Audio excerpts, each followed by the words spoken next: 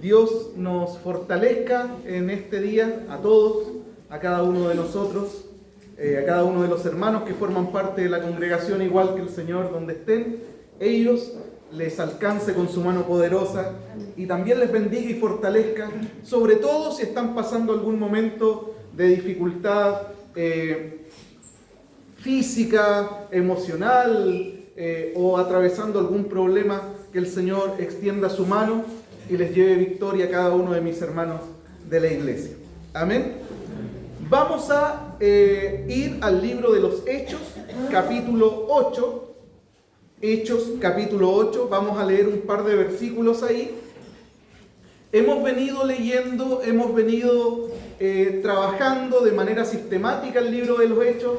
Hace muchos meses atrás partimos con una de las primeras predicaciones, una especie de introducción al libro de los Hechos. Hoy, gracias al Señor, hemos llegado al capítulo número 8 y le pedimos con todo nuestro corazón que nos hable, le pedimos que nos ministre, le pedimos que nos guíe, que nos direccione, que nos enseñe para poder hacer su voluntad, para poder agradar su corazón. Así que hoy día nos corresponde revisar Hechos capítulo 8. Vamos a leer un par de versículos ahí en Hechos capítulo 8. ¿Lo tienen ya, mis hermanos? Amén. Vamos a leer del versículo 1 al versículo 4. Pero para poder encadenar la idea que se relata desde el versículo 1 al 4, es necesario que podamos comenzar a leer unos versículos más arriba.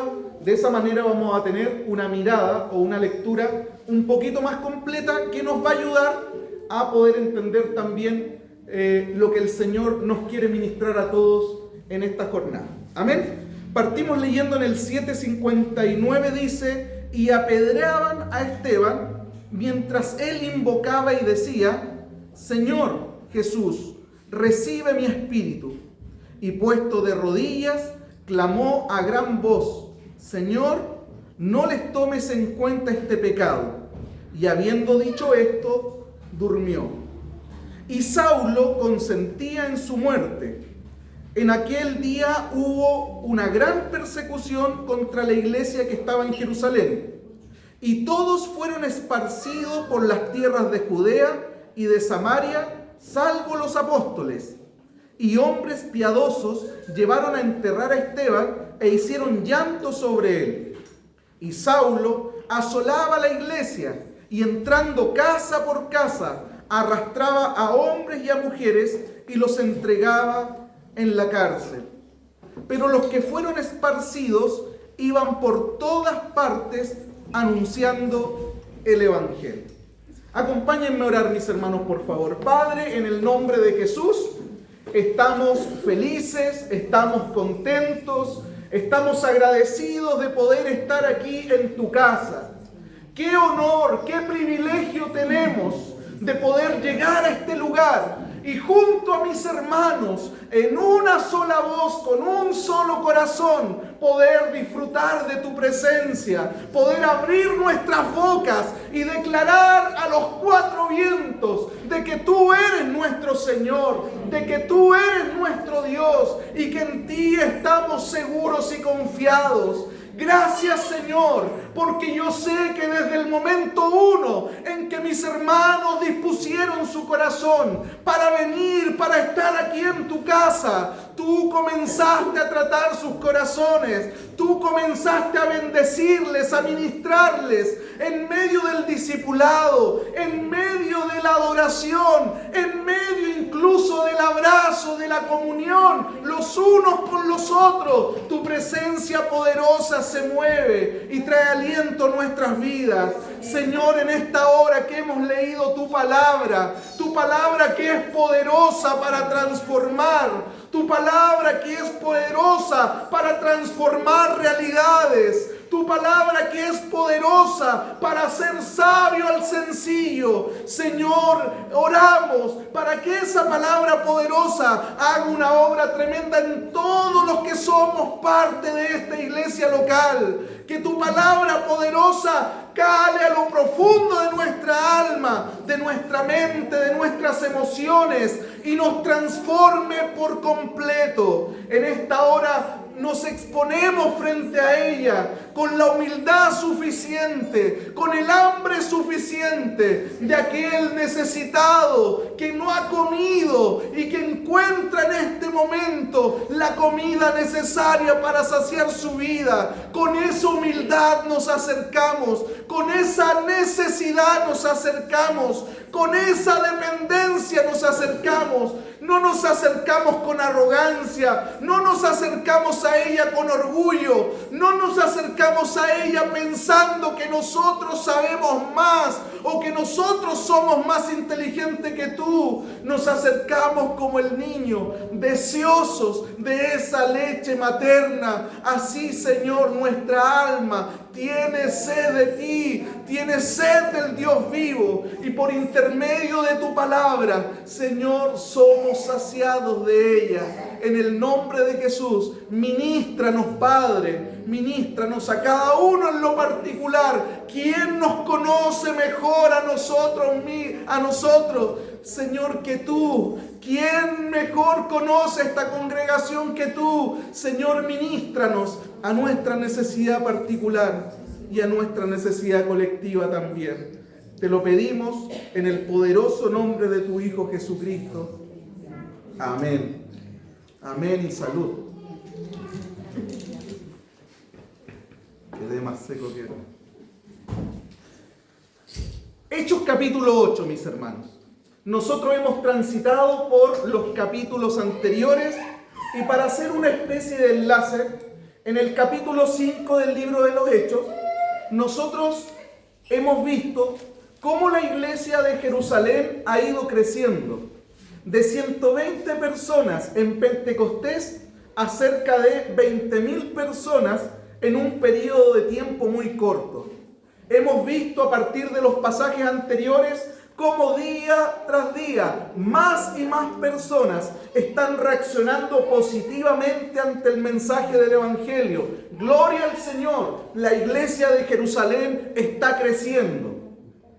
Hemos visto también a partir de los capítulos anteriores cómo nada ni nadie ha podido frenar este crecimiento de la iglesia. Ni la estrategia del Sanedrín, ni los azotes en la espalda de los apóstoles, ni las amenazas que le han hecho las autoridades religiosas en el capítulo 4, en el capítulo 5, ni aún el misterioso obrar de Dios con la muerte de 2 miembros de la iglesia de Jerusalén, Ananías y Zafira. Nada ha podido frenar ese crecimiento. Por el contrario, mis hermanos, en vez de menguar el crecimiento de la iglesia de Jerusalén, dice Hechos capítulo 5, versículo 14, y los que creían en el Señor aumentaban más, gran número así de hombres como de mujeres. Gloria al Señor nuevamente. Gloria al Señor. La iglesia de Jerusalén está creciendo, la oposición se ha levantado, pero en vez de frenar, la iglesia del Señor no ha tenido nadie que la pueda frenar. Por eso decimos gloria al Señor y gloria al Señor para siempre.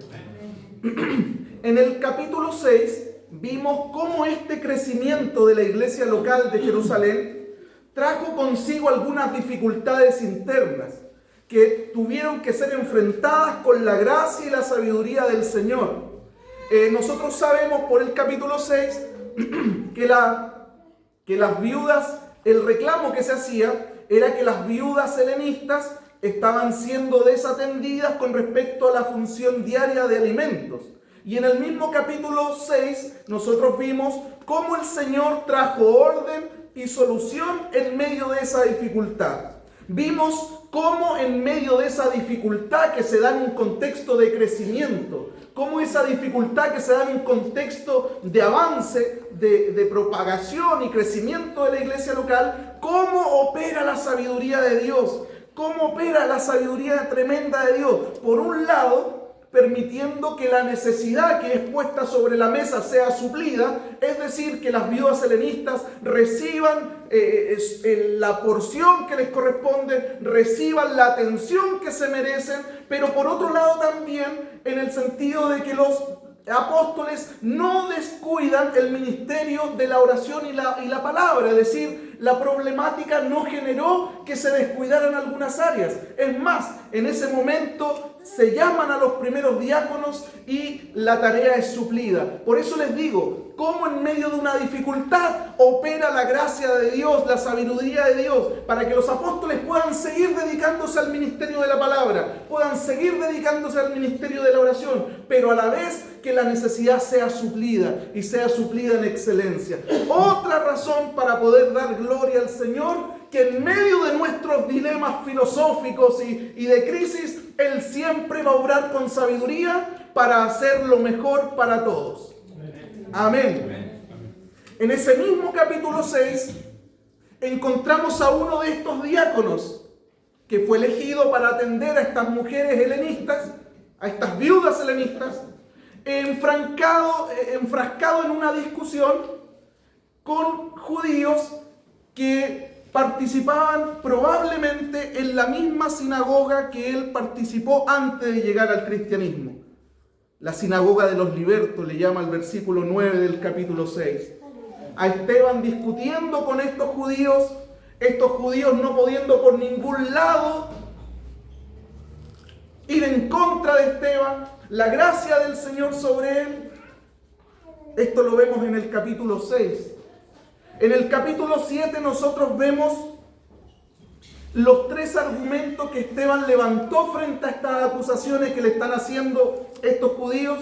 Y por último, en el capítulo 7, Lucas nos relata cómo nuestro hermano es asesinado por estos hombres que lo acusaban injustamente en el capítulo 6. Y ahí quedamos, ¿o no? Y ahí quedamos. Y es ahí donde llegamos al capítulo 8. Y yo quiero leerle estos primeros versículos del capítulo 8, traducidos por la Nueva Biblia de las Américas. Del versículo 1 al versículo 3 dice lo siguiente: y Saulo estaba de completo acuerdo con ellos en su muerte. Está hablando en la muerte de Esteban. En aquel día, es decir, en ese tiempo, se desató una persecución en contra de la iglesia de Jerusalén, de todos estos hermanos, de esta iglesia que creció. Se levantó una persecución en esos días y todos fueron esparcidos por las regiones de Judea y Samaria, excepto los apóstoles. Hermanos, mira, quiero hacer un alto ahí en ese versículo, porque lo que está pasando en este momento en el versículo 1 pareciera una tragedia.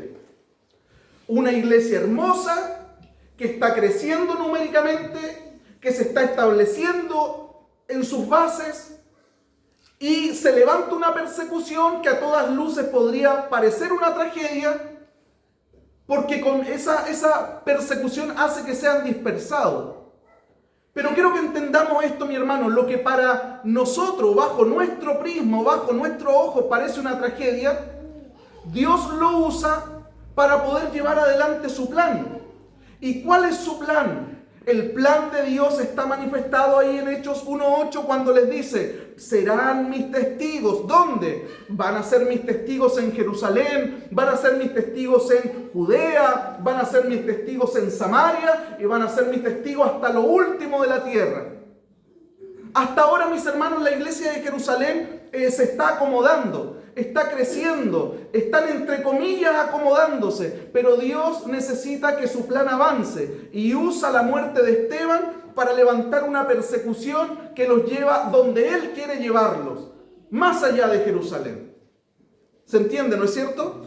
Por lo tanto, hay tragedias en nuestras vidas que parecen algo horrible, que parecen algo que no tiene sentido ni lógica.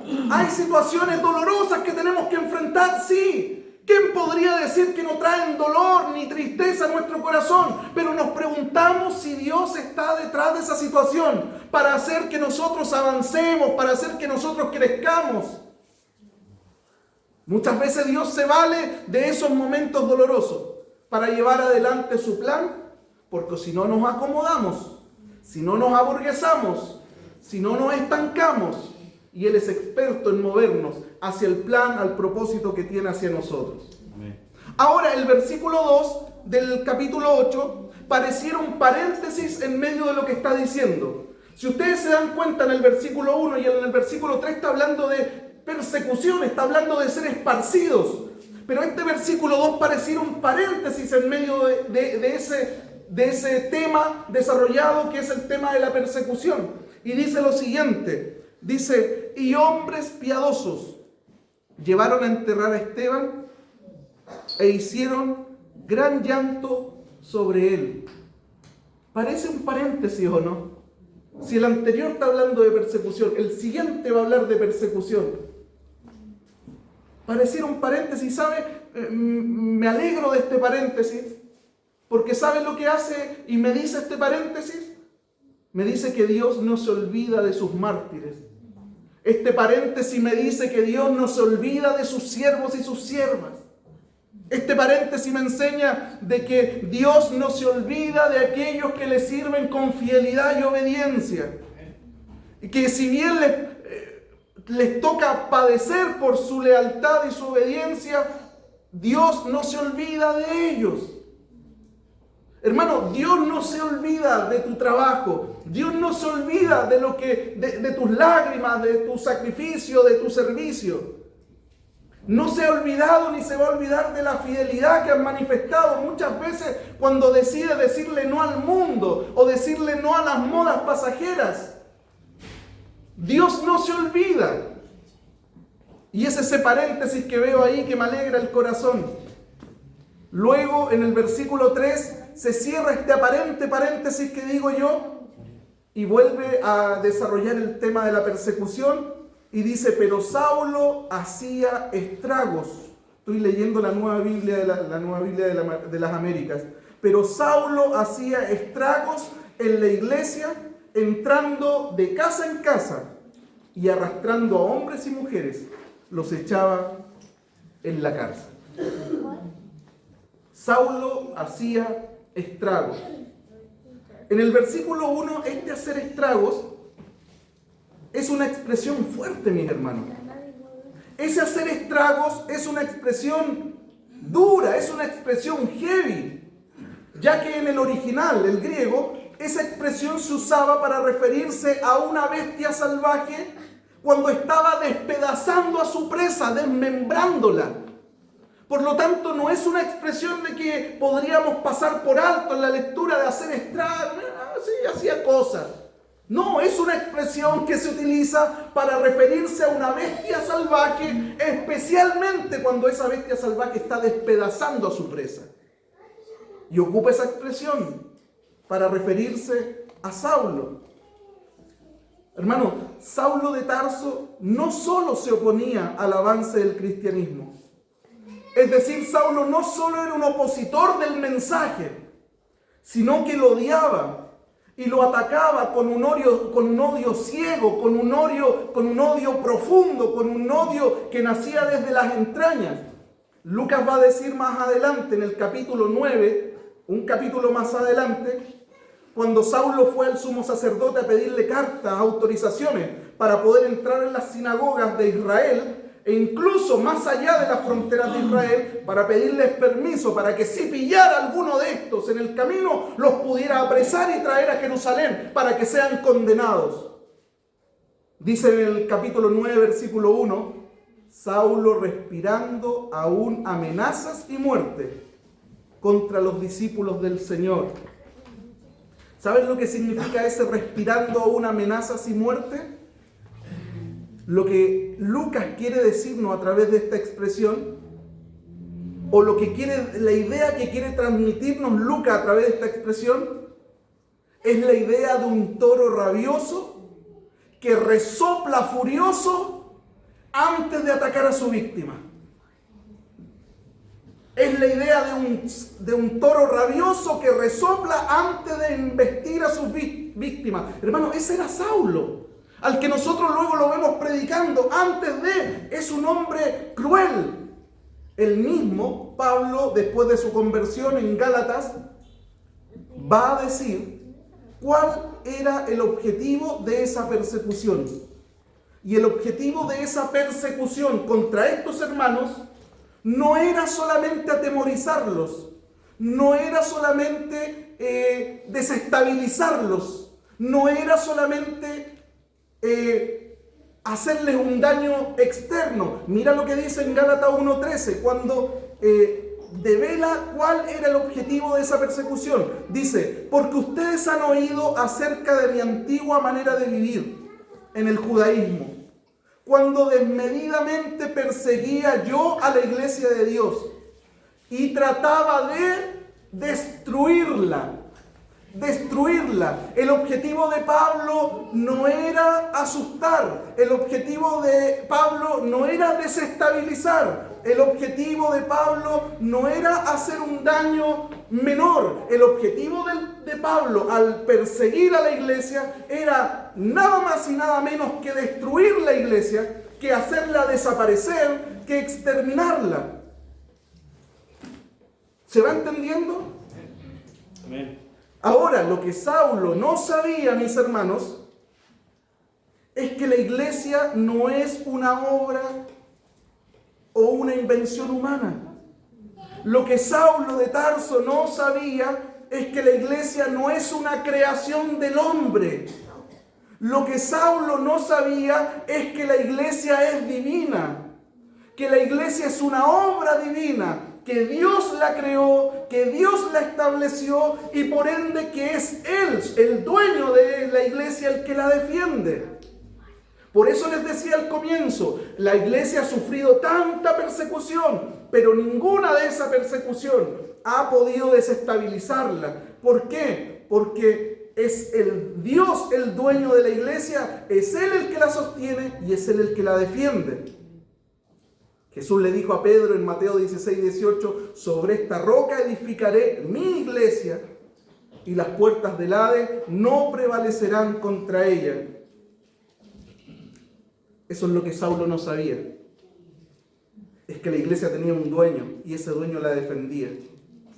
Y ahora lo que Saulo no sabía tampoco era que por intermedio de él se estaba cumpliendo una profecía que Jesús hizo en Juan 16, cuando le dijo a sus discípulos: estas cosas os he hablado para que no tengáis tropiezo. Os expulsarán de las sinagogas. Y aún viene la hora cuando cualquiera que os mate pensará que rinde servicio a Dios. Y harán esto porque no conocen al Padre ni me conocen a mí. Saulo creía que estaba sirviendo a Dios, persiguiendo a los cristianos, cuando en realidad estaba luchando contra Dios. Por eso cuando el Señor se le aparece camino a Damasco en el capítulo 9, le dice: Saulo, Saulo, ¿por qué me persigues? ¿Por qué me persigues a mí? Viejo, no estás persiguiendo a las personas. Saulo, tú me estás persiguiendo a mí. Ahora, mis hermanos, quiero que nos pongamos un poquito en los zapatos de este perseguidor. Saulo conoce el mensaje que Pedro ha estado predicando, que es un mensaje duro con respecto a los líderes religiosos de Israel, haciéndoles culpables de la muerte de Cristo. Pero también escuchó ese día a Esteban desarrollar este largo discurso en el capítulo 7, que decía más o menos que Jesús es el cumplimiento de la ley, que todas las profecías mesiánicas del Antiguo Testamento se cumplen en Jesús, que el templo templo, el sagrado templo de Jerusalén, ya no es el centro mismo de la presencia de Dios, sino que Jesús es Dios, que Jesús es el resplandor de la gloria de Dios, Jesús es el resplandor del poder de Dios. Y todo eso, mis hermanos, que Él está escuchando, está desarmando todo su sistema religioso de creencias. Todo el sistema religioso de creencias en el cual Él basó su identidad. Y al escuchar a estos hombres predicar de eso, no hace más que moverse en el piso. Y porque todo lo que le hace ser lo que es, está siendo cuestionado, está siendo atacado por el mensaje cristiano, está siendo criticado y destruido. Y para más remate, la gente está adhiriendo a ese mensaje. Es decir, ese mensaje no solamente va en contra de lo que me hace ser lo que soy, un fariseo. Ese mensaje no solo va en contra de lo que yo he vivido toda mi vida en la religión judía, sino que más encima ese mensaje está siendo recibido, está siendo recepcionado, está llegando a los corazones de las personas y ellos están actuando positivamente al recibir ese mensaje y se están convirtiendo a este mensaje que como Saulo considero ofensivo. Por lo tanto, hay que hacer algo. Y ese algo hay que hacerlo ya. Aquí alguien tiene que desaparecer. Y no es el judaísmo el que va a desaparecer, sino que el que tiene que desaparecer es el cristianismo y todas las personas que propaguen esa idea. Por eso, mis hermanos, Saulo se levanta con fuerza. Por eso Saulo se levanta con ira, con rabia, para apagar el avance del evangelio, matando a los predicadores del evangelio.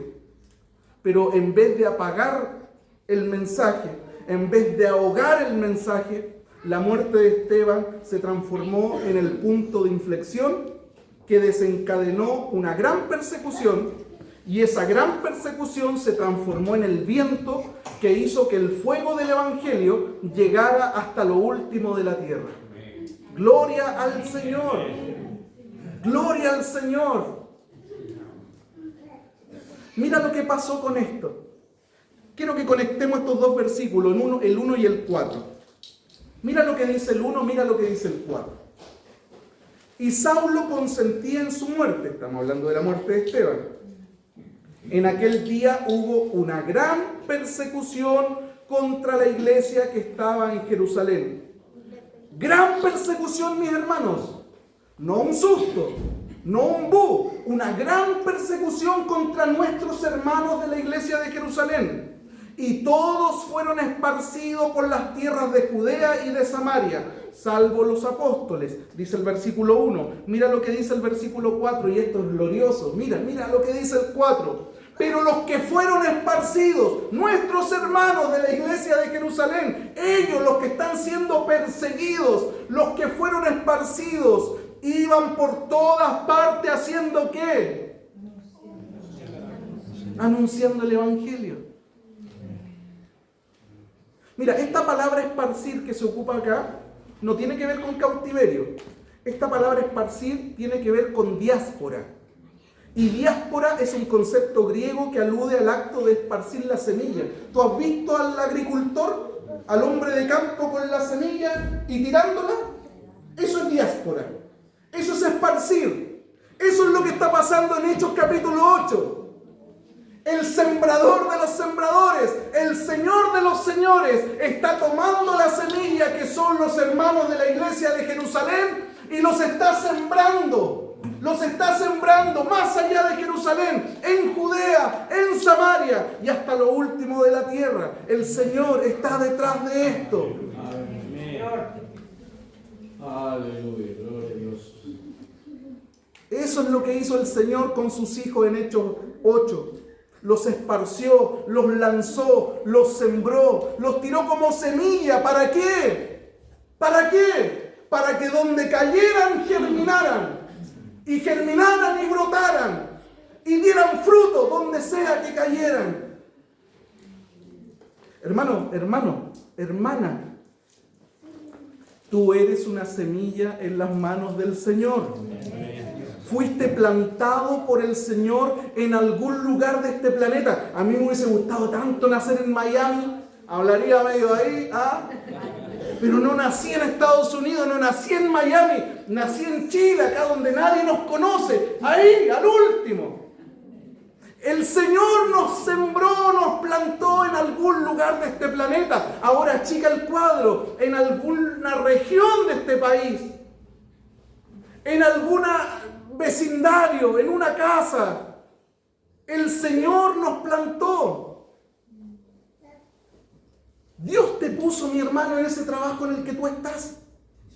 Dios te puso ahí. No caíste porque uno se fue, no caíste porque no había nadie que lo quisiera tomar, no caíste por descarte. Tú estás ahí porque Dios te puso en el trabajo en el que estás. Amén. Dios te puso en el colegio donde estás. Dios te puso en el CFT donde estudiáis, en la universidad donde estáis. Dios te puso ahí. Dios te puso en ese pasaje donde vives, en ese vecindario que te rodea. Dios te puso en medio de tu familia, mis hermanos, te puso a ti. En medio de los Astete, en medio de los Sánchez, en medio de los Huenchún, en medio de los Figueroa, en medio de los Flores, en medio de los Ramos, en medio de los Ramírez, en medio de los Vegas. Dios te puso ahí en medio. ¿Para qué? Te sembró ahí. ¿Para qué? Para que germines, brotes y lleves fruto ahí y seas testimonio para la gloria de Él. Ahí, ahí donde Él te plantó. Para que prediques el Evangelio ahí, primero con tu conducta, primero con tu vida transformada, primero con tu forma honesta de trabajar, primero con tu forma sabia de relacionarte con los demás, y luego para que abras tu boca con el poder del mensaje del Evangelio. Dios te plantó ahí. No es casualidad. Quería tanto vivir en Reñaca. Quería tanto una parcela y estoy acá. Dios te puso ahí porque tiene un plan para ti en ese lugar, para que abras tu boca, para que seas testimonio. El Señor, los que fueron esparcidos.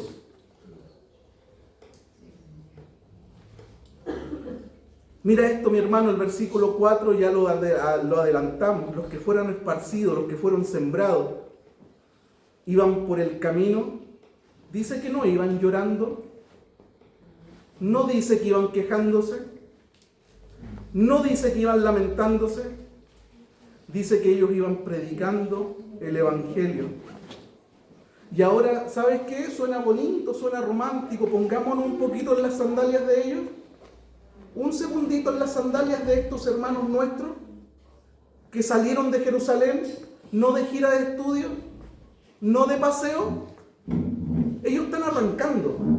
Están arrancando de gente como Saulo, el toro rabioso que los quiere perseguir y lo que los quiere destruir. No están saliendo, a ver, dame 5 minutos, me armo mi maletita, vamos niños, y la cámara. Ellos van arrancando, mis hermanos. La salida de ellos es rápida. Están arrancando, están huyendo. Van con una mano adelante y otra mano atrás. Dejaron todos sus bienes atrás. El Señor es tan sabio, mis hermanos. El Señor es tan sabio. ¿Se acuerdan lo que pasó en el capítulo 4? Cuando ellos vendían sus propiedades y las traían a los pies de los apóstoles para que se repartiera cada uno según su necesidad. Eso no lo hace nadie si el Espíritu Santo no obra en esa persona. Y desde el capítulo 4 que el Señor estaba preparando el 8. Para que cuando ellos tuvieran que salir, no estuvieran mirando para atrás. Se me quedó el árbol, se me quedó el bonsái, se me quedó la mochila, se me quedó en mi casa. Ya el Señor estaba despegando el corazón de ellos de las cosas materiales. Ya los estaba despegando de todas aquellas cuestiones que atrapan el corazón de la gente en este tiempo, incluso de la gente cristiana.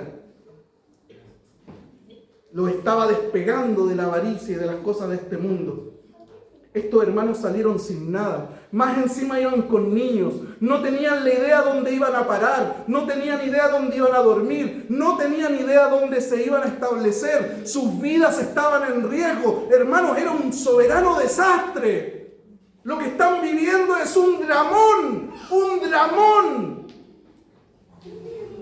Y yo me urjo y hago drama cuando se comienza a sentir olor a gas. Esta cuestión se va a acabar el gas. Y me hago drama porque el gas se va a acabar en unos días más. Y digo yo, ¿cómo tan poco dura el gas? ¿No habrá alguien aspirando gas? Y si ven para acá, Antonio, Isabela, Pauli, ¿no habrá alguien aspirando gas que se va tan luego esta cuestión? Y me hago un dramón por cuestiones que son ínfimas.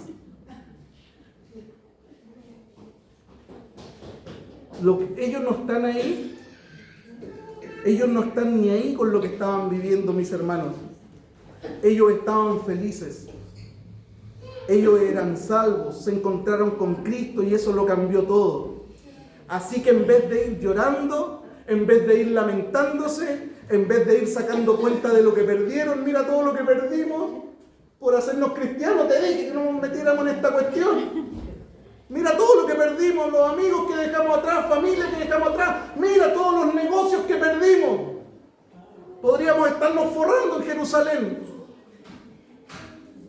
No estaban ni ahí con eso, mis hermanos. Cristo llegó a sus vidas, Cristo llenó sus corazones y eso lo cambió todo. Por lo tanto, no había espacio para ir llorando, lamentándose, quejándose ni sacando deuda de cuánto perdimos. Ellos en vez de eso iban, dice el versículo 4, predicando esta buena nueva para que otros también conozcan lo que nosotros hemos conocido. Mira qué tremendo. Qué tremendo.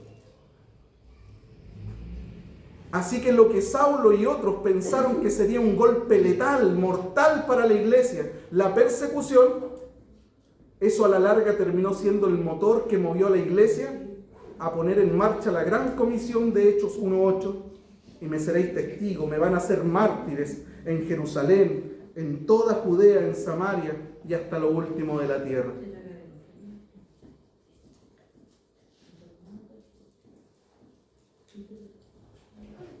Hechos 11. En Hechos 11 hay algo que conecta con Hechos 8:4. Así como el Hechos 8:1 conectó con Hechos 8:4, hay algo en Hechos 11, versículo 19-21, que conecta con Hechos 8, versículo 4.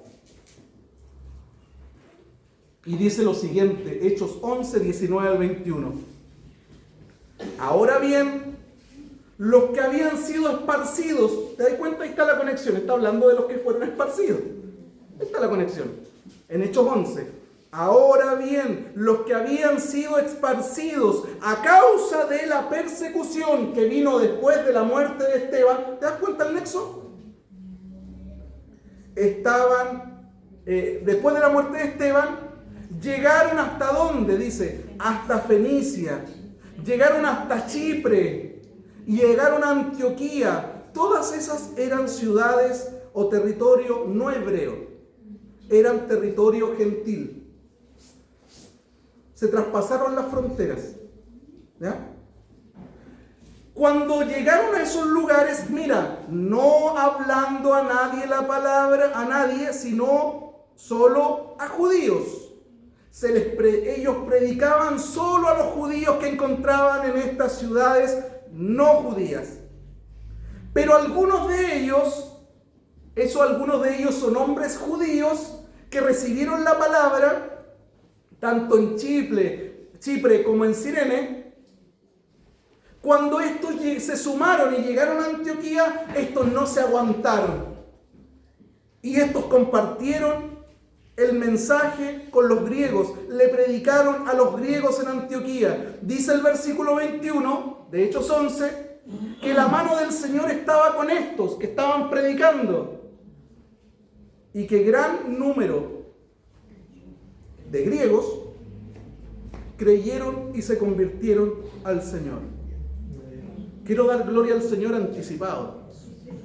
No solamente porque eran griegos los que se estaban convirtiendo.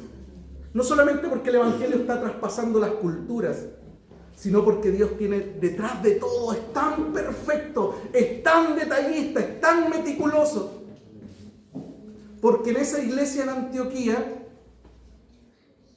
Esa iglesia local que se estableció en Antioquía es la que más adelante se transforma en un eje y un puente misionero para que el evangelio llegue a toda Asia y a toda Europa. Desde ahí, desde Antioquía.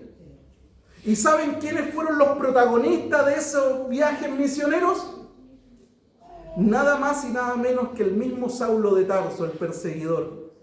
Pero ahora, después del capítulo 9, conocido como el apóstol Pablo, ese hombre que fue transformado por el poder del Espíritu Santo, ese hombre que se transformó de un perseguidor rabioso y furioso que quería exterminar a la iglesia, se transforma ahora de un perseguidor en un perseguido, porque ahora está sirviendo al Señor.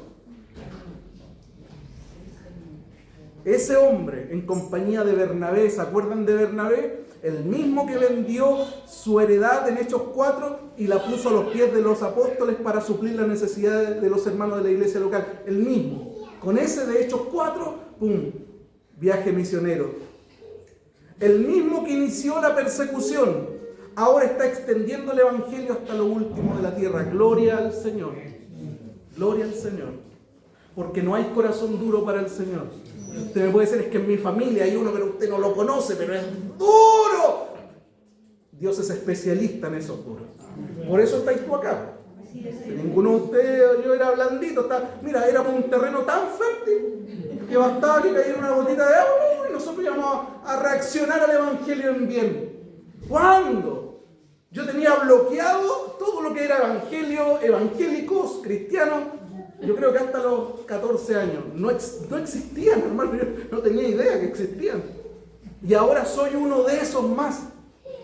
Es increíble.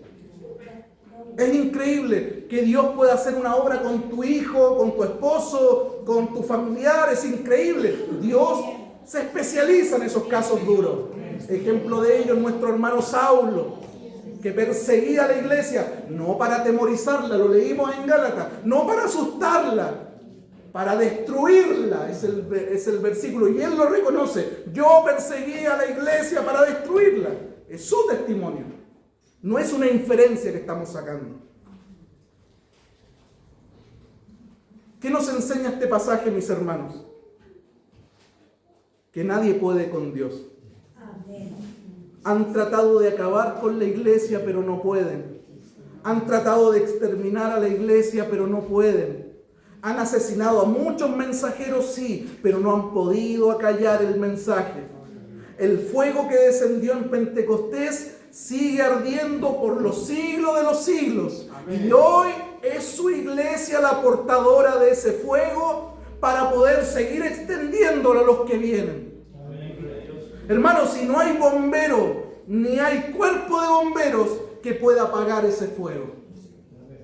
Porque Él es el dueño de la iglesia, porque Él la defiende, porque Él la sustenta, porque Él la preserva, porque Él la direcciona, porque Él la gobierna con poder y autoridad desde el trono celestial. Hermano, tú eres parte de esa iglesia. Por lo tanto, tú estás en sus manos. Hermano, no hay lugar más seguro que ahí donde estás. No te muevas de ese lugar donde estás. Mantente ahí en ese lugar de seguridad.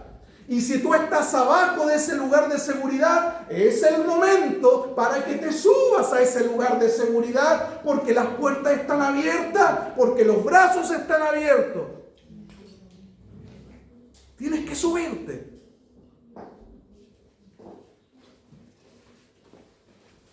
¿Qué nos enseña este relato, mis hermanos? Algo que dijimos también en el capítulo 7, que debido a nuestra unión con Cristo, por un lado, nosotros somos partícipes de sus bendiciones y sus beneficios. Hermano, ¿por qué tú eres bendecido y por qué tú eres beneficiado? Porque estás en Cristo, porque estás pegado a Él, porque estás unido a Él. Tú no eres bendecido ni beneficiado por algo que tú haces o por algo que tú dejaste de hacer. Tú eres beneficiado y bendecido porque estás pegado, estás en Él. Por eso eres bendecido y por eso eres beneficiado. Debido a esa unión con Cristo, mis hermanos, tú eres beneficiado, tú eres bendecido. Pero déjame decirte otra cosa también. Debido a esa unión con Cristo, tú también participas de los padecimientos de Él por causa de su nombre. Tú también vas a participar de los padecimientos. Hermanos, estos hermanos participaron de los padecimientos. Tuvieron que ser esparcidos, sacados de sus casas, sacados de su comodidad, sacados de su tierra. El hecho de estar pegado a Él también les significó no solamente ser bendecidos y vivir en un estado glorioso con Él, sino que también les significó ser perseguidos. Y tú vas a padecer por la causa de Cristo. Y yo voy a padecer por la causa de Cristo. Pero ¿saben lo glorioso? Que en medio de ese padecimiento no estamos solos.